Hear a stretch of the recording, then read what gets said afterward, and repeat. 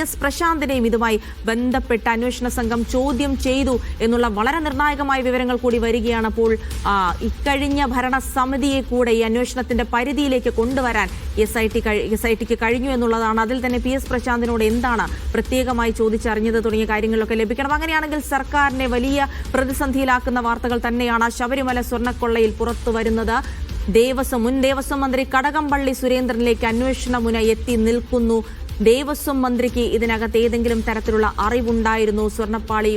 സ്വർണം പൂശാൻ കൊണ്ടുപോയതുമായി ബന്ധപ്പെട്ട് ഏതെങ്കിലും തരത്തിൽ ദേവസ്വം ബോർഡും മാത്രമല്ല ദേവസ്വം മന്ത്രിക്കും ഇക്കാര്യം അറിയാമായിരുന്നു എന്നുള്ള കാര്യങ്ങളിലേക്കാണ് SIT ഇപ്പോൾ കടന്നിരിക്കുന്നത്. അതിന്റെ ഭാഗമായി തന്നെയാണ് മുൻ ദേവസ്വം മന്ത്രി കടകംപള്ളി സുരേന്ദ്രനെ കഴിഞ്ഞ ശനിയാഴ്ച ചോദ്യം ചെയ്തിരുന്നു എന്നുള്ള വിവരങ്ങൾ കൂടി പുറത്തു വരുന്നത്. ഇക്കഴിഞ്ഞ ദേവസ്വം ബോർഡ് പ്രസിഡന്റ് PS പ്രശാന്തിനെ കൂടി ഈ അന്വേഷണ പരിധിയിലേക്ക് കൊണ്ടുവന്നിരുന്നു, ചോദ്യം ചെയ്തു എന്നുള്ള വളരെ നിർണായകമായ വിവരങ്ങൾ, അന്വേഷണത്തിലെ വളരെ നിർണായകമായ ചോദ്യം ചെയ്യലിന്റെ വിവരങ്ങൾ കൂടിയാണ് ഈ ഘട്ടത്തിൽ പുറത്തു വരുന്നത്. നിലവിൽ ശബരിമല സ്വർണ്ണക്കൊള്ളയുമായി ബന്ധപ്പെട്ട 10 പേരാണ് അറസ്റ്റിലായിരിക്കുന്നതിൽ പ്രധാനമായും ഇപ്പോൾ സിജോ വിജോണിലേക്കാണ്. സിജോ, വളരെ പ്രധാനപ്പെട്ട വിവരം, കടകംപള്ളിയെ ചോദ്യം ചെയ്തു, അതിന് പിന്നാലെ കഴിഞ്ഞ ദേവസ്വം ബോർഡ് പ്രസിഡന്റ് PS പ്രശാന്തിലേക്ക് കൂടെ ചോദ്യമുന എത്തി നിൽക്കുന്നു എന്നുള്ളതാണ്. PS പ്രശാന്തിൽ നിന്നടക്കം എന്താണ് അന്വേഷണ സംഘം ആരാഞ്ഞത് എന്നതിനെ പറ്റി വിവരങ്ങൾ ലഭിക്കുന്നുണ്ടോ?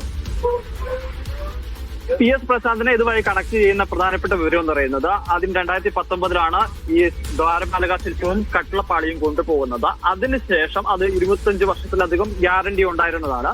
പിന്നീട് കുറച്ച് വർഷങ്ങൾക്ക് ശേഷം അതിൽ ഈ സ്വർണ്ണപ്പാളികൾ മങ്ങൽ വരുന്നു. അതിനുശേഷം വീണ്ടും അത് ഉണ്ണികൃഷ്ണൻ പോറ്റിയുടെ കൈവശം കൊടുത്തു വിടാൻ വേണ്ടിയാണ് തീരുമാനമെടുക്കുന്നത്. അത് ആ ഒരു തീരുമാനം വന്നുവെങ്കിലും പിന്നീട് അത് തിരുത്തപ്പെടുന്ന ഒരു സാഹചര്യമാണ് ഉണ്ടായിരുന്നത്. കാരണം ദ്വാരപാലക ശില്പവും കട്ടിളപ്പാളിയും കൊണ്ടുപോയെങ്കിൽ പോലും അത് ഉണ്ണികൃഷ്ണൻ പോറ്റിയുടെ കൈവശം എന്നുള്ളതിനെ പകരം മാറ്റി ഉദ്യോഗസ്ഥർ തന്നെയാണ് നേരിട്ട് ചെന്നൈയിലെ സ്മാർട്ട് ക്രിയേഷൻസിലെത്തി ഇത് കാര്യം കൈകാര്യം ചെയ്യുന്നത്. അത് കണക്ട് ചെയ്തതുകൊണ്ട് ഹൈക്കോടതി തന്നെ വളരെ പ്രധാനപ്പെട്ട ഒരു ചോദ്യം ചോദിച്ചിരുന്നു. കാരണം 2019 കൊണ്ടുപോയപ്പോഴുണ്ടായിരുന്ന ക്രമക്കേട് മറയ്ക്കുന്നതിന്റെ ഭാഗമായിട്ടാണോ ഇത്തരത്തിൽ ഈ 2024 കാലഘട്ടത്തിൽ അതിനുശേഷവും കൊണ്ടുപോയത് ഈ ഉണ്ണികൃഷ്ണൻ പോറ്റിയെ തന്നെ ഏൽപ്പിച്ചത് എന്നുള്ളതാണ്. അപ്പോൾ തങ്ങളുടെ ഭാഗത്തുനിന്ന് യാതൊരു തരത്തിലുള്ള വീഴ്ചയും ഉണ്ടായിട്ടില്ല എന്നുള്ളതാണ് PS പ്രശാന്തും അതോടൊപ്പം തന്നെ അന്നത്തെ ഭരണസമിതി അംഗങ്ങളും പറയുകയും ചെയ്തിരുന്നത്.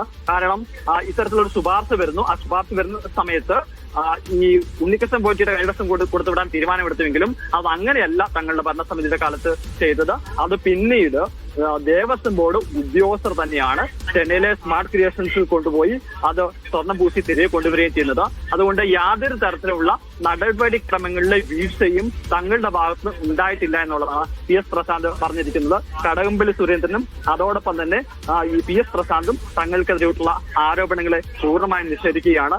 യാതൊരു തരത്തിലുള്ള തെളിവുകളോ വിവരങ്ങളോ തങ്ങളുടെ ഭാഗത്തില്ല.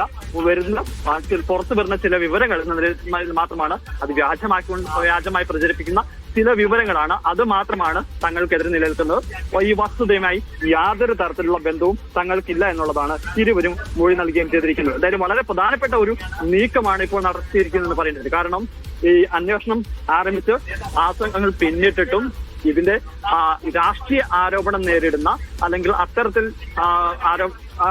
ആരോപണങ്ങളൊക്കെ നേരിടുന്ന രാഷ്ട്രീയ നേതാക്കളിലേക്ക് കാര്യമായി അന്വേഷണം എത്തിയിരുന്നില്ല.